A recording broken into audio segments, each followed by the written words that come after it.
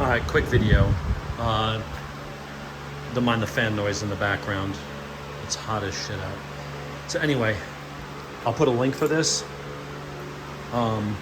This is probably gonna be like the bet for me. This is the ideal, whatchamacallit, camera mount for your GoPro, or if you want to then use it for your phone, get the RAM mount. I'll put a link to it. It's cheap.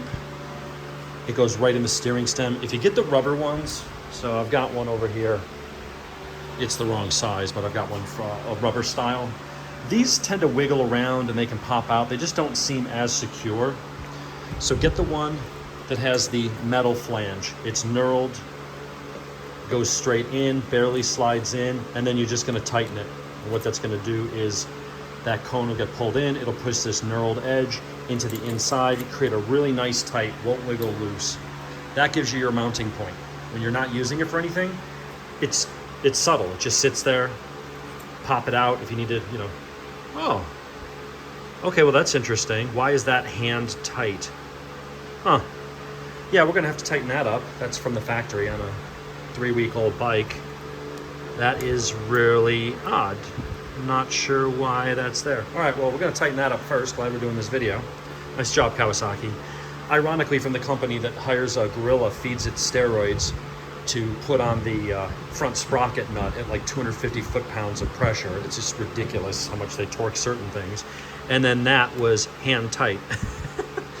So we're gonna snug that down in a minute.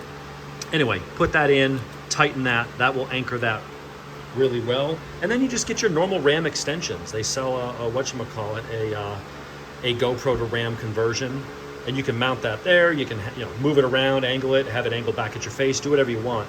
I like this because it lets me put the camera right up inside here.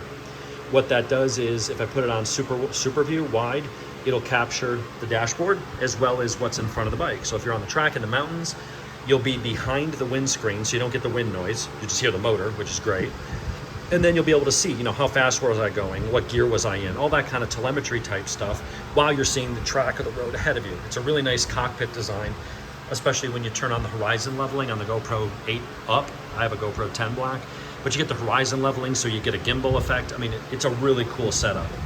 So this mount alone, I think, was like less than 20 bucks or something like that. And then you just get your normal GoPro extensions. They have long ones, they have short ones. You get your RAM pieces and get that GoPro converter, and off you go. Very simple. When you're not using it, it's out of the way. The beauty of this also is if you want to get the clamp that goes on there for your cell phone, you can use the same mount for both. It ain't going anywhere. You're not doing suction cups, adhesive pads, any of that crap. Just mount it. And then if you got to take the triple clamp off or something, or tighten the bolt as I have the nut as I do in my case, you just unscrew it and pop it out. So there you go. You should buy this.